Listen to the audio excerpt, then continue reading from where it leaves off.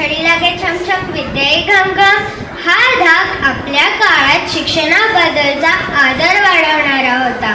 या छडीच्या धाकाने बहुधा आपले जीवन घडवले, पण आता हा धाक थांबलाय. काय शिक्षणाचं समीकरण बदललंय हेच कळत नाही. या बदलाला कुठली परिस्थिती जबाबदार असावी ताई? बरोबर आहे ताई तुमचं. आपल्या काळात गुरुर देव भव ही भावना होती आणि छडीचा मार म्हणजे एक प्रकारची शिस्त वाटायची. गुरु आणि वडीलधारी मंडळी जे सांगतील तेच अंतिम सत्य हे तेव्हाचं तत्व होतं. पण आजचा विद्यार्थी सांगतो जे मला पटलं तरच ते बरोबर. म्हणजे छडीचा धाक तर संपलाच आणि त्यासोबत जर आदराची जागा संवादाने घेतली तसा प्रश्न पडतो, आदरच कमी झाला की काय? अहो, पालकांचं दृष्टिकोनही किती बदललंय. पूर्वी शिक्षक मारले आणि घरी सांगितले तर घरचे म्हणायचे योग्य केलेच सर, अजून 2 द्या. आज शिक्षकांनी साधे रागवले तर दुसऱ्या दिवशी पालक शाळेत येऊन जाब विचारतात.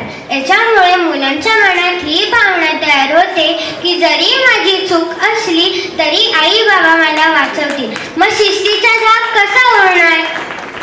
तुम्ही म्हणताय ते अगदी खरे आहे, पण आज शिक्षकांचे स्वरूपी बदलले आहे ना. पूर्वी गुरु पूर्ण समर्पणाने काम करायचे, पण आता बदलत्या व्यवस्थेत शिक्षकही स्वतः वेळेच्या चौकटीत अडकलाय. प्रशासकीय काम, स्पर्धा आणि यांत्रिकीकरणामुळे शिक्षकातील ती पूर्वीची बोट तिडक, तळमळ आणि समर्पण कुठेतरी कमी पडतोय का असा विचार येतो. अहो, विद्यार्थी तरी कुठे पूर्वीसारखे राहिले? त्यांच्या हातात तंत्रज्ञान आले आहे. पूर्वी शिक्षक हेच ज्ञानाचे एकमेव माध्यम होते. आज मग वर्गात 50 मिनिटं का बसावे असा त्यांना प्रश्न पडतो. माहिती मुबलक झाली, पण त्याचबरोबर सहनशीलता आणि संयम मात्र कमी झाला. अगदी मनाला चटका लावणारी परिस्थिती आहे ही. शिक्षकांचा धाक असावा, पण तो छडीचा नसावा, तर तो ज्ञानाचा, चारित्र्याचा आणि प्रेमाने लावलेल्या शिस्तीचा असावा.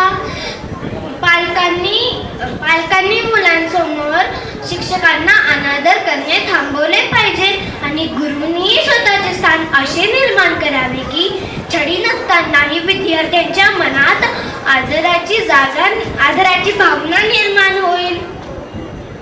अगदी बरोबर. हा आदर आणि शिस्त पुन्हा निर्माण करण्यासाठी शिक्षक, पालक आणि समाजाने विद्यार्थ्याचं विश्वास जिंकला पाहिजे. ते पण छडीने नाही, पण कृतीने आणि प्रेमाने. हो ना ताई, अगदी खरे आहे. छडी सुटली तरी प्रेम आणि विश्वासाचा हात धरून जर आपण मुलांची